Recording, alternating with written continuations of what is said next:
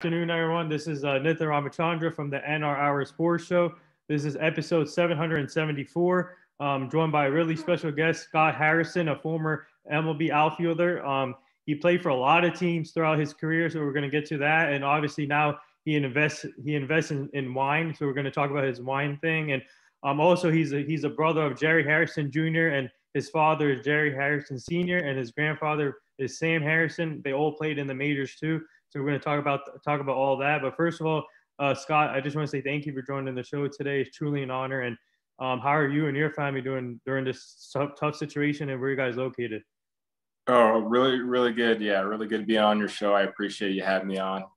We're doing okay. We're out in Arizona, and things are starting to get somewhat normal here. I mean, it's going to be a while before everything gets back to normal, but my sons are in baseball now, and I'm giving lessons, and I'm very active with youth baseball out here. So life's been pretty good overall. So we're just doing the best we can to just stay sane and to make sure the kids are okay. Yeah. So obviously, I just said you come from a baseball family. So when you were growing up, it was like seeing your grandfather and your father play in the majors too. And did that make you realize that you wanted to be a baseball player too? Yeah, that had a big influence on me.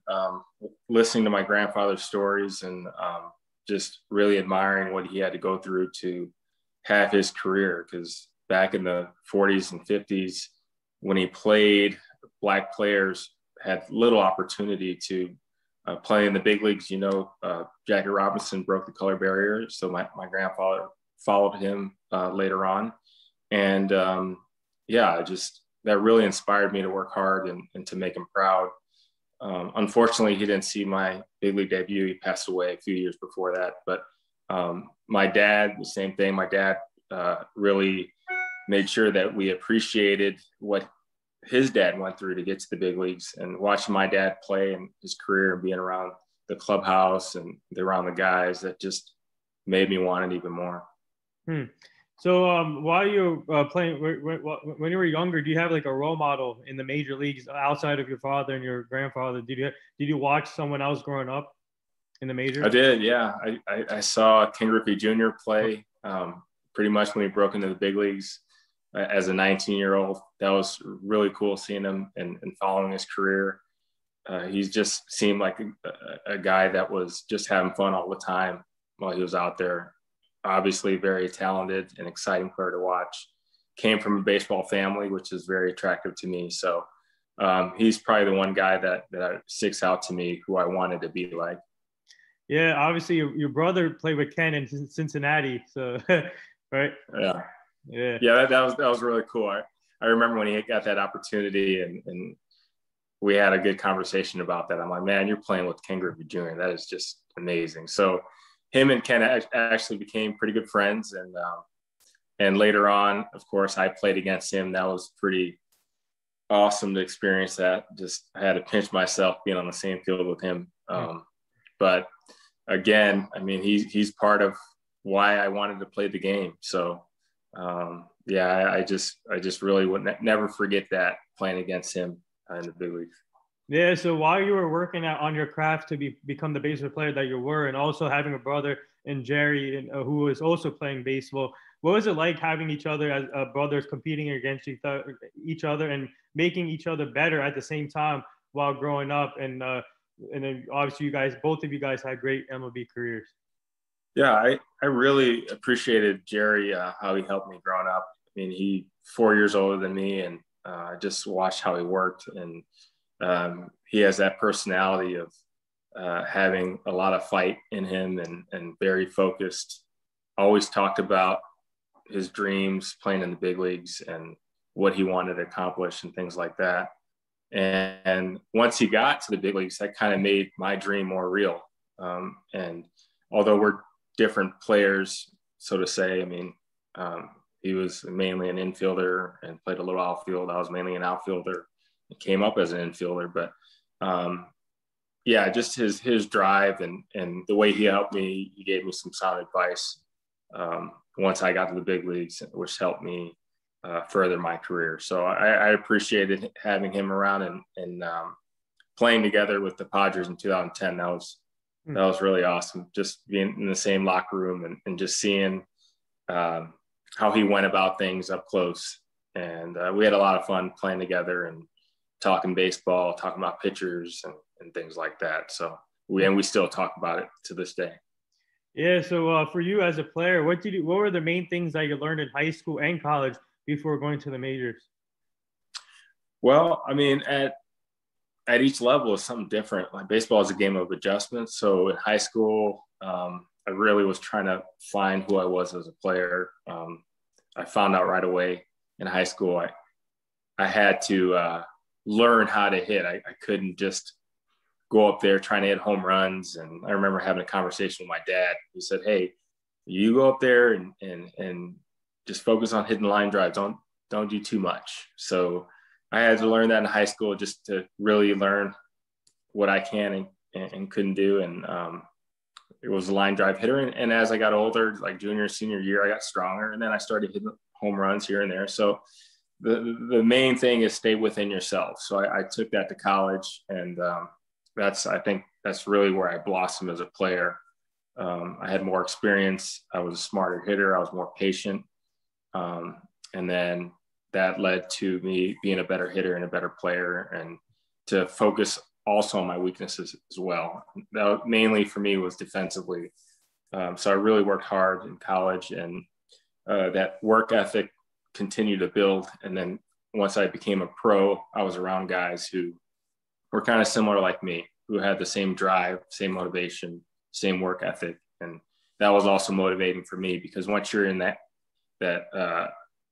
competition, that just you have to step your game up just to stay in the game, really. So so obviously take me back to your major league debut. Obviously you debuted with the Diamondbacks. That team was talented back in the day in 2004.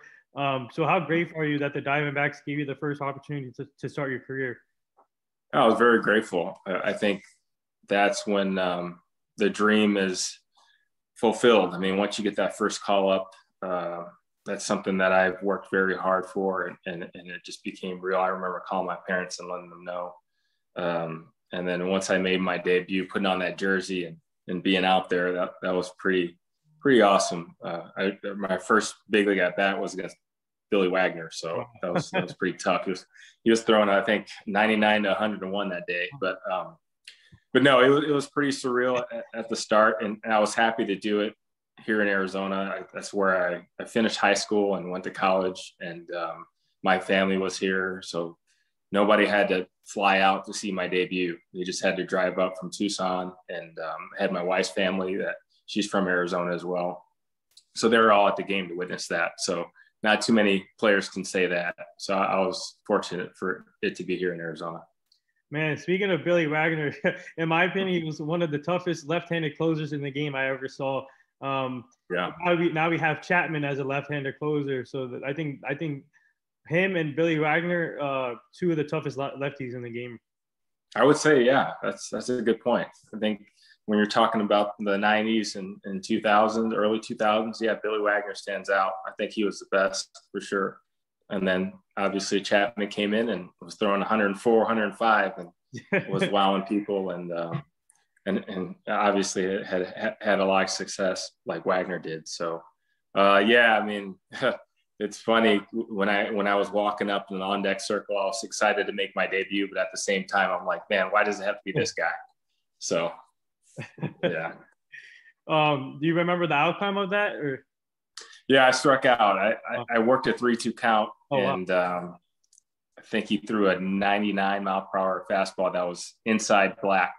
And it was one of those pitches where I was hoping that the umpire would say ball, but when you're a rookie, they're going to ring you up. So, but yeah, it was disappointing to strike out in your first big league at bat. But again, I was just happy to be out there and happy to make it up there. Yeah. So speaking of the 2004 team, you had Randy Johnson, man, a heck of a player too, a Hall of Famer in my opinion. Randy Johnson, you had Luis Gonzalez, one of the best hitters in the game. You had Andy Green, Jose Valverde, Brandon Webb, and you can go down the list. What was it like being surrounded with all these talent as a rookie? That was pretty cool because, again, those guys, again, we had on the team Luis Gonzalez and Randy Johnson and veterans like Craig Counsell. Mm-hmm. Those guys that I saw, they won the championship, the World Championship in 2001, and then now I'm teammates with them. And it's something as a rookie that you appreciate having those guys around to ask questions and to learn from them. That's very valuable. I think somewhat today it's not as valued as much as it was back then, but again, coming from a baseball family where we talk baseball all the time, I was able to talk to a lot of those guys and pick their brain and just to see how how the organization was run and like that. So Steve Finley was also a guy that I have to mention because he really helped me in my game and in my experience. He's a very knowledgeable guy, always looked out for the young guys, and had a great career. So he just sticks out in my mind. I'll never forget how he helped me. So I'm just curious, obviously you played with a lot of teams in your career. So what was it like moving from team to team, and as a player, I'm sure it's tough for your family to keep moving, but for you as a player, what did you learn? Obviously sports is a business, a lot of movement happens, but for you as a player, what did you learn when you were moving from team to team? Yeah, it's just to continue to be myself. My dad always said, hey, just be you and go out, work hard. Don't try to do too much. Don't try to be somebody else. And I think that's a statement that stuck out in my mind once I went to a new team, because each team is different clubhouse, different organization, different coaching staff, and things that you have to make adjustments with. And I was fortunate enough when I left Arizona, I went to San Diego, and San Diego was a great place for me to go because, again, great leadership. Trevor Hoffman, Brian Giles, Mike Cameron, those three guys, and Greg Maddux later on. I was very thankful to be around those guys, Hall of Fame players and even better people. And so that really helped me make that transition to feel comfortable. And the Padres made me feel like I belonged there. Yeah. And that was very important to me. And the coaching staff, Bud Black and Glenn Hoffman, they really were in my corner the whole time. And I appreciate that. I can't say enough about those guys. Yeah, obviously you had 2 stints with the Padres, and you played with your brother in San Diego. But speaking of Bud Black, man, he always gets disrespected for how he manages. In my opinion, he's a heck of a manager. He's still going at it as a manager. What was it like just learning from him as a player? I think Bud doesn't get enough credit. I think he is fantastic. He's a great guy. He's a really good manager. I don't know why people are saying that about him. And I can say honestly that to my recollection, he was the only manager that ever called me into his office and asked how I was doing, how the family was doing. And that meant a lot to me. I wasn't a superstar player by any means, not even close. But for him to do that, take his time out of his day to ask how I was doing generally, that meant a lot to me. And he treated his players with respect, and he really cared about his players, and it definitely showed. So I always speak about him when people ask me who's my favorite manager that I've ever had, and it's got to be him, Bud Black. So obviously now you play with the Padres at Oakland, Washington, but I want to get to 2 other teams. You play with the Chicago Cubs and the Mets, but first the Cubs. What was it playing like in a city like Chicago? And that stadium is amazing, Wrigley Field, one of the historic ballparks to play in. And what was it like just wearing the white and blue pinstripes? Well, yeah, it had a little different meaning for me than probably my other teammates, because I grew up in Illinois. I grew up in Naperville, so about 25 miles southwest of Chicago. And the Cubs are a team that really Chicagoans hold dear. And there's a lot of history in that ballpark. Mm-hmm. And to put on that uniform, although I grew up a Sox fan because my dad and my grandfather played there, but it was special. It was special playing in that city.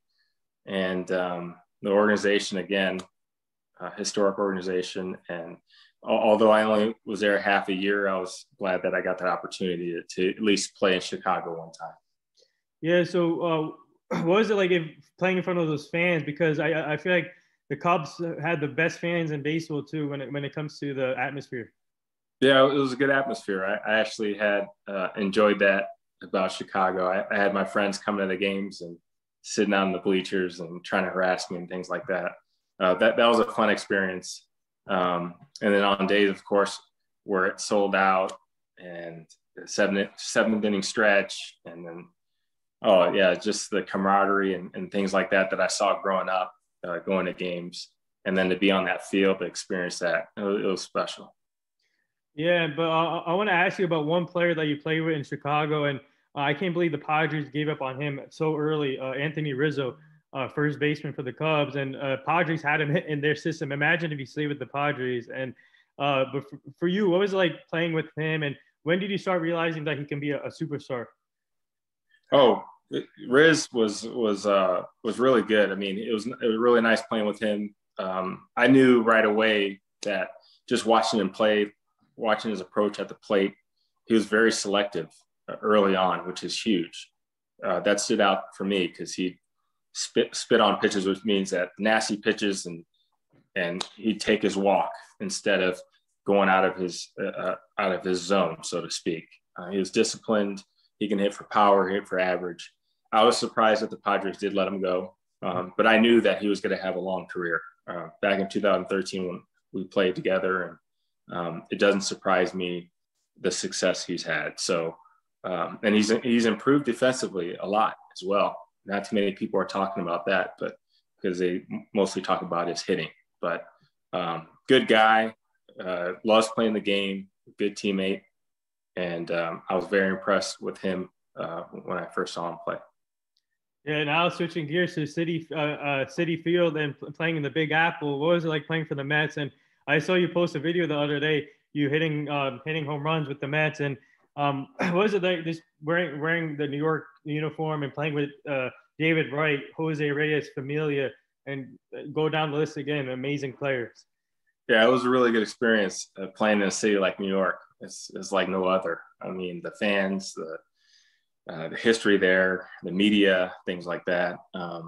It was a little different to get used to naturally. So the first couple months was kind of hard. But as time went on, I really enjoyed my time there. I enjoyed my teammates, David and Jose. Good guys. I mean, obviously really, really good players, and they worked hard. Good teammates, funny, and just made the clubhouse a lot more loose. I appreciated that. Wish we would have played better, but I mean, we had some injuries that happened that really kind of dampened our chances of going to the playoffs. But Carlos Beltran was another guy that I played with. Yeah. Yeah, he was like a walking book of baseball knowledge, and he knew how to hit and talk about hitting and things like that. I'd listen to him talk to Jose about hitting quite a bit. So, and he helped me as well. He took the time to help me, so I appreciated that. Yeah, I'm a Yankee fan, so I got to see him play for a little bit in New York with the Yankees. And obviously your brother helped us win a championship in 09, so we're going to get to that. But I want to ask you, though, in New York, what did you think of the New York media, and how quick was it a little tough for you with the New York media, or were you able to adapt easily from the other markets that you were in? Well, I think I wouldn't say it was tough. I came in somewhat as a veteran, so I think that helped. If I was younger, I probably would have had a different view on it. But they're educated. They know about you a lot. They know about your whole career. They know about what to ask, what not to ask, when to ask it. There's a certain method to their getting information out. And I would say I had a really good relationship with the New York media.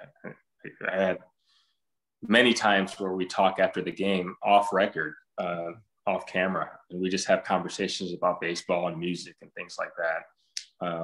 I had to explain to quite a few of them the mindset of a player while he's getting interviewed, the reason why he can't say certain things or throw his teammate under the bus or things like that. And then they explained to me why they had to ask those questions. So it was kind of a good relationship to where I was understanding where they were coming from, and they were understanding where I was coming from, and we were trying to meet in the middle. Because I think I vouched for a lot of the players that I played with that they were frustrated with because they wouldn't answer their questions. But at the same time, I think that they enjoyed hearing from me the reasons why they probably weren't answering their questions the way they wanted. So now after that, you ended your career with the Washington Nationals. They finally won the World Series. But for you, you played with a lot of great. Obviously, you were lucky to play with a lot of great players, and also in Washington, you played with Bryce Harper, Ryan Zimmerman, Steven Strasburg. What was it like playing in Washington to end your career? Great experience in Washington. I love that place. I love the ballpark, my teammates that I had there. The organization's first class. I was really happy to end my career there, and I'm glad that's the last team that my sons saw me play with. Zim, awesome guy, great player. Really, really nice playing with him, being his teammate. Jason Worth, also a character, good guy deep down. He doesn't really open himself up. He's kind of I wouldn't say sheltered, so to speak, but to the media, he's a lot more outgoing. And then once the cameras go away, he's just more reserved, which I respected. But again, a guy that knew the game, very knowledgeable, very smart player, worked very hard to achieve what he accomplished. And Harp was a guy who obviously we heard a lot about him coming in and getting to know him a little bit. Not everybody knows how hard it is to have that type of pressure that he had early on. I don't know how hard it is, but from an early age, he had media attention.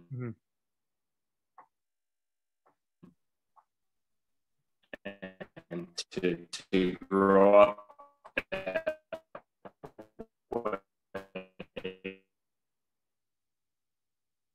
himself as a person, as a player, and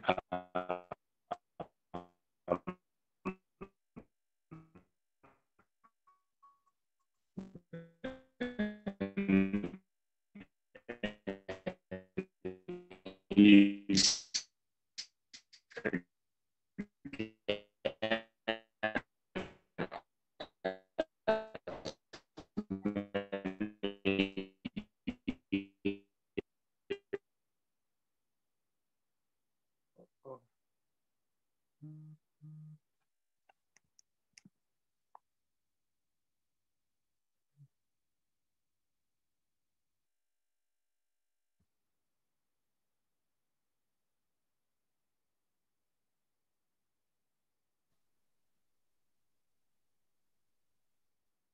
Oh. Oh.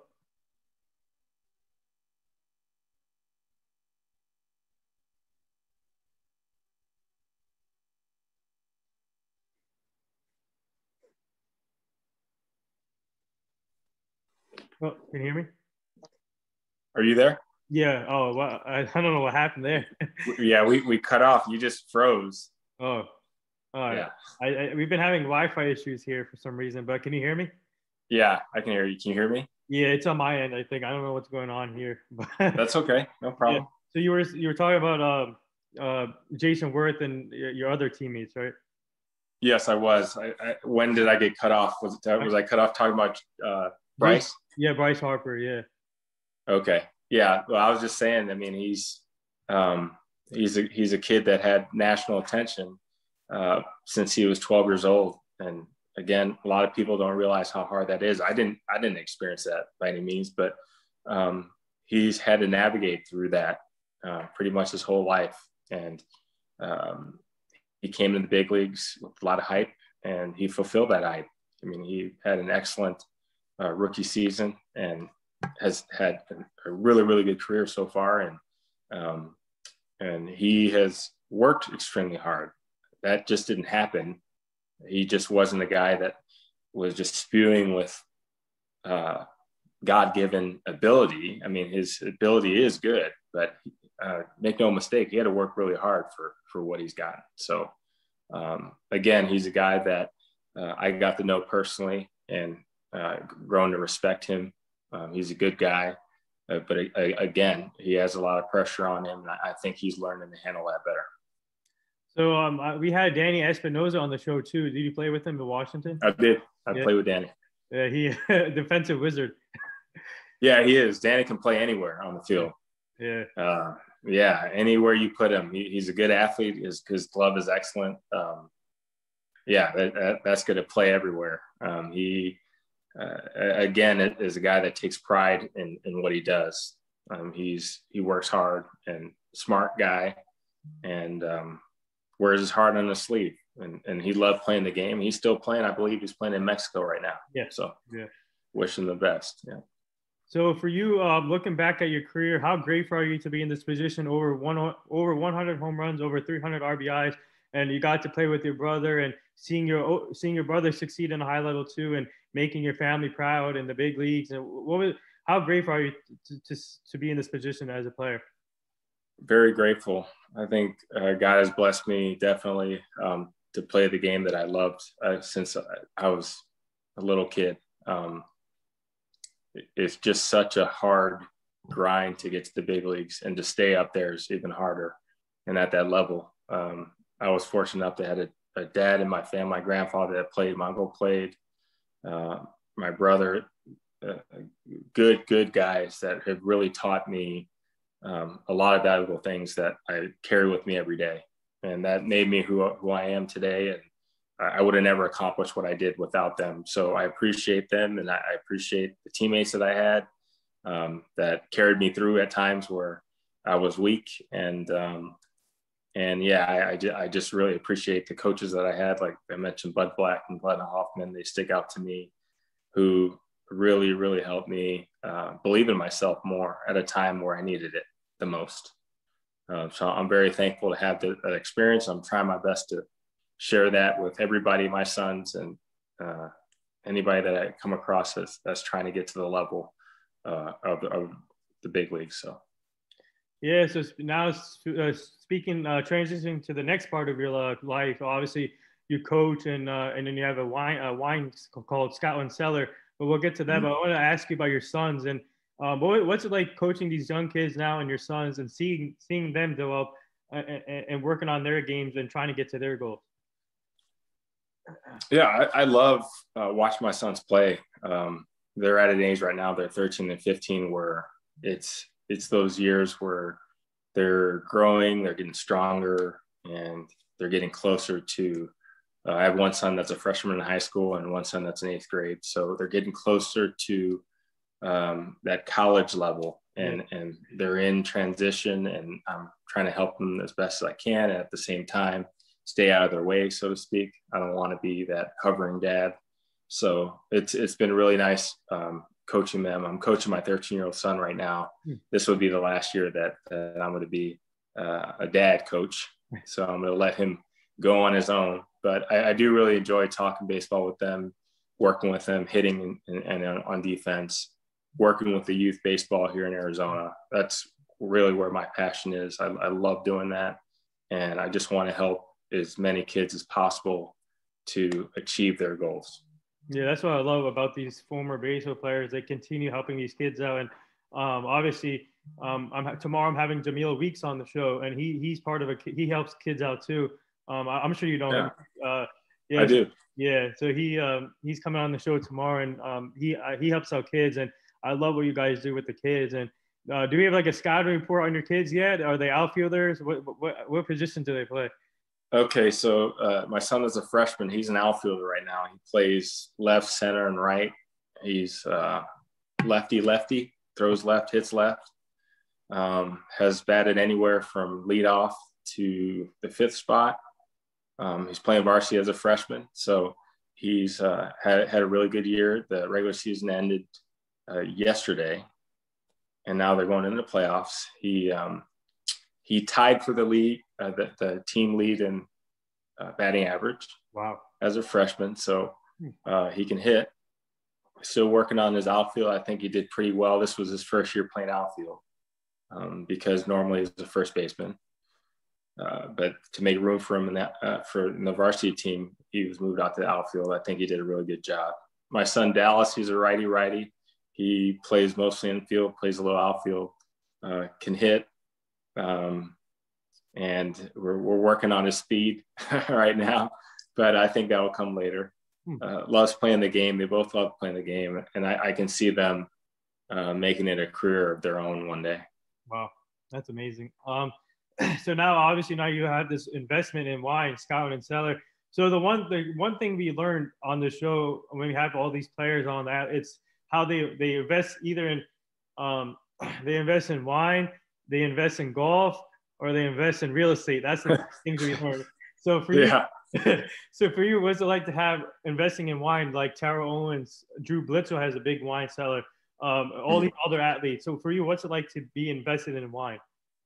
Yeah, so wine is another passion of mine, and I do love golf. I'm actually going to golf later on today. I love baseball, golf, and wine, and so and of course teaching goes along, giving lessons with baseball. So I really got into wine later on in my career, and I didn't really invest in Scout and Cellar because Scout and Cellar is its own business, but I became a part of their consultant team. So I did that, and Scout and Cellar is a company that I learned through my neighbor, and it's an all-natural, clean-crafted wine company that they source wines from all over the world, from vineyards that don't use any pesticides or any additives in their wine. So I was really intrigued by that, and I just went online and became a consultant. I signed up, and I figured that this would be a nice side business for me, and it has. So. And that happened in December 2019. So I've been in the business for over a year and a half now. So is your wife part of it too? Is your wife big into wine? She's not big into wine, but her friends are, so, which I appreciate because a lot of them are my customers. So, but I just, again, like sharing baseball knowledge. I like to share my wine knowledge that I've learned because not all wines made the same. Unfortunately, most of the world's wines, I think 97% of them have additives and added sugars and things like that. So I'm just doing my part to educate the public on clean crafted winemaking. So that's why I signed up to be a consultant. The big question is, does Jerry like wine? Jerry likes wine as well. And he's one of my customers, so I appreciate him too. Yeah. So when it comes to this, obviously a lot of people were still going through this tough situation with COVID, and how has the sales been going on with this company? Actually, really, really good. Every year it's had about over 70 or 80% growth. And I think people, the main reason is people enjoyed buying wine online instead of going out and going to the store. So I think the wine sales, online wine sales just skyrocketed during COVID. So that was a good thing for people. It's the convenience thing. And for health reasons, of course. When they find out about clean crafted wine comparison to mass produced wine, they enjoy the health side of things. So the combination of those two, I think that's what keeps the business improving and moving forward. Yeah, so now we do this fun little segment now on the show called the Rapid Fire segment. You ready for this? Oh, I'm ready, yeah. All right. Go ahead and fire. All right. Gum or seeds? Seeds. Seeds. Favorite memorable game that you played in your career? Game 163 in Colorado. It was a 1-game playoff. So take me back to when you hit your 100th home run. It was in Chicago and Wrigley Field. I hit it, and I didn't really know at the time it was my 100th until a reporter told me later on that day. So that was kind of a good moment for me and to share with my family. Who did you hit it off against? That I can't tell you. I'm not sure. Toughest pitcher you had to face? Oof. Bronson Arroyo. Oh, wow. To tell who's more competitive, you or your brother? I would say Jerry is. So what was your reaction when he came to the Yankees, and when he got traded to the Yankees, and he helped us win the championship in '09, and he brought a lot to the team. And so what was your reaction when he was wearing the pinstripes? Very proud of him. Very proud of him. So happy that he was able to experience that and get a ring. Not too many people know this, but he almost retired in 2008. Oh, wow. So for him to come out and get a world championship in 2009, and then to add on, I believe, another 6 years of his career was pretty remarkable. So who's your favorite outfielder to watch now in this season? Ooh. That's Mookie Betts. Mookie Betts. I love watching him play. So obviously, Jerry, your brother, he's part of the Dodgers or organizations, I think, right? Working with them. And so what's it like seeing, obviously, Mookie Betts with the Dodgers? So what's it like seeing this Dodgers team putting out so much talent every single year? They don't need to, obviously, they add to the team, but they have stars all over the place, even in the minor league. So what does it take for a team to build that caliber, a championship team like what the Dodgers do? Well, yeah, it takes a lot of people to form that front office, coaching staff. They work hand in hand. Dave Roberts has done an excellent job with that team. And I think he's a guy that really could provide insight for players to acquire. And then just having him there, his players, and I know this very well because I know some of the players, they really enjoy playing for Dave. So, and I know Dave personally is a really good guy and very knowledgeable. So I think what they have going right now, I mean, it's plain to see. Everybody can see it. They're going to be really good for the next several years. Yeah. Now they're very talented. They have young talent, and to get a guy like Mookie that they just locked down. I mean, who better to build a team around right now than Mookie Betts? So I think moving forward, Dodgers fans should be very happy on what they have in the players and in the organization. Funniest teammate that you played with? Oof. Funniest teammate? Probably Brian Giles. Brian Giles. Huh? So for you, do you see a new rivalry happening in the NL West with the Padres? With the Padres now competitive, they have so much talent there. Do you think this could be like a Red Sox Yankees rivalry? Absolutely, no doubt. No doubt this could be like a Red Sox Yankees rivalry. I mean, again, both teams very talented and young superstars, well-rounded. I think if the Padres continue to build on their pitching staff, they'll have a better chance of winning a World Series sooner rather than later. But I think right now their lineup is going to put enough runs to be competitive. Their defense is fantastic. Signing Fernando to a long-term deal really solidified that they want to win. They're in it for the long haul. So I like the rivalry. I think it makes – I think the West Coast needed a rivalry like that because it mainly was East Coast. So I'm excited, and I think everybody's going to tune in whenever the Padres and Dodgers face off. So do you like the new extra innings rule with the man on second to start off with the inning? I do like that. I think it makes the game more exciting, and then it saves the pitching in the long run, because I played in games that were 16, 17, 18 innings long. I played in a game that was 22 innings with the Padres. And what that does to your pitching staff, it takes weeks, maybe a month to recover from. Yeah. So I think not only is it going to make the game more exciting, it's going to make the extra innings be less, and it's going to save your pitching staff. So like I said, I'm a big Yankee fan, and we have a big 3-game series starting tonight with the Houston Astros. They're coming in our stadium. Do you see any like tension building up between us? I don't know if you want to talk about this, but do you see any like tensions building up from the 2017 series? That's a good question. I'm pretty sure there's going to be a little bit. I mean, it's New York. I think the media is going to be all over it. The fans are going to be all over it. I don't really. I guess we'll have to tune in and see. But I do know this, that the Astros are probably coming in with a chip on their shoulder. Maybe they want to prove to the baseball world that they're really good players, and that World Series isn't a fluke. So I think they're to come out really aggressive, and I think it's going to be a good series. And again, I think the fans are going to be really rowdy, and hopefully they'll make it entertaining for us. we have to sweep the Astros to quiet them, because I think that's the only way. If I were the Yankees, do not hit them, because I think the only way we should quiet them is sweep them. That's it. I would agree. Yeah. I would agree. Yeah. So do you think we should give Aaron Judge a long-term deal? Obviously, he's up there in age, 30 years old, and obviously injury concerns. But for you, if you were in Brian Cashman's situation, would you give him a long-term deal?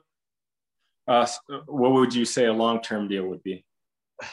I'm sure he's going to be asking, not like, I'm not going to say a 14-year deal, but I'm going to say like a 7-8 year deal for Judge. I wouldn't go 8 years. I would probably go 6 years. I think he's incredibly talented, and I think that he has the ability to carry a team on his back. He's a special player. Depending on the amount of money you give him per year, would be depending on the length of the contract. So whether he's getting a certain number that he wants with him and his agent, if they want to reach a certain number of millions in the contract, then that's something that they'd have to talk with the Yankees. Again, the conversation is going to be like how valuable he's going to be 5-6 years from now, to where, how would you value him 5-6 years from now to now? Mm-hmm. So, and what value is he going to bring to the team during the length of the contract? So there's so many things to mention. And, but at this point right now, where the Yankees are at, who knows, maybe signing a guy like Judge to a long-term deal would make the team feel more complete, or make him feel more complete. That's something that the agent and Cashman's going to talk about. I would sign him to a deal. 8 years, no. I would say probably max 6 years. So I'm sure you saw this the other day. I think I asked you about this when Rizzo struck out Freddie Freeman in one of those games. What was your reaction to that? And do you think he should be a pitcher too?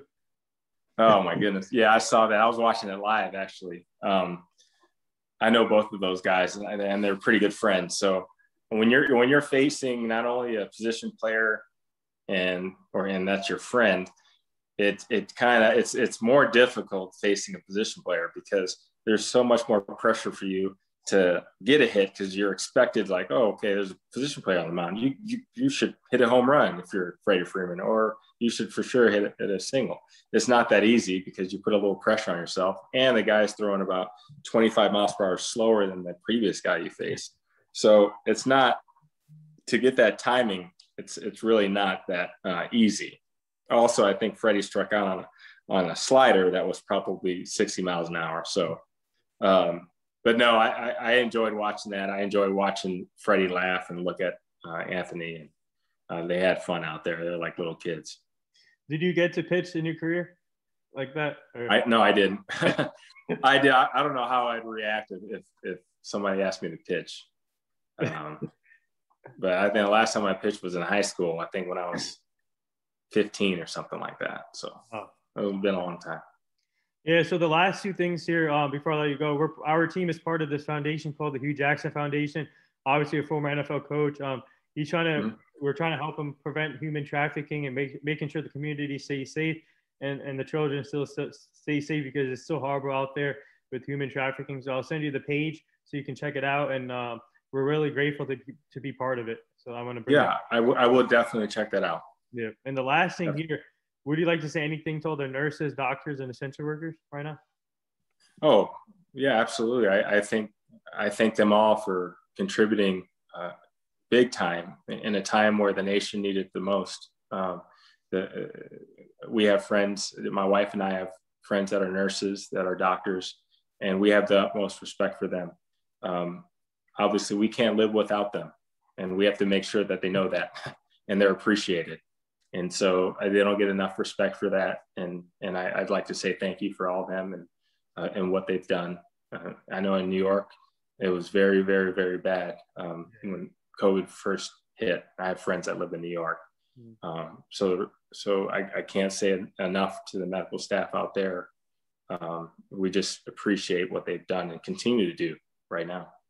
Yeah, and it's horrible in India right now. I got a lot of family in India, and it's horrible there. And we lost our uncle actually Saturday morning to COVID, so it's crazy. I'm sorry to hear that, man. Yeah, I'm sorry to hear that. thank you. I'm aware, what's going on in India. It's it's heartbreaking. Yeah, hopefully they can fix it soon. But there it is. That wraps up episode 774 with former outfielder Scott Hairston. Obviously now he invests in wine. Obviously coaches his sons, and keep up the great work, man. It's truly an honor for you to come on the show. We would like to have you back as a returning guest so you can meet the full team at some point. But keep up the great work, and you and your family stay safe. I appreciate that. Thank you so much for having me on your show. Thank you. Yeah.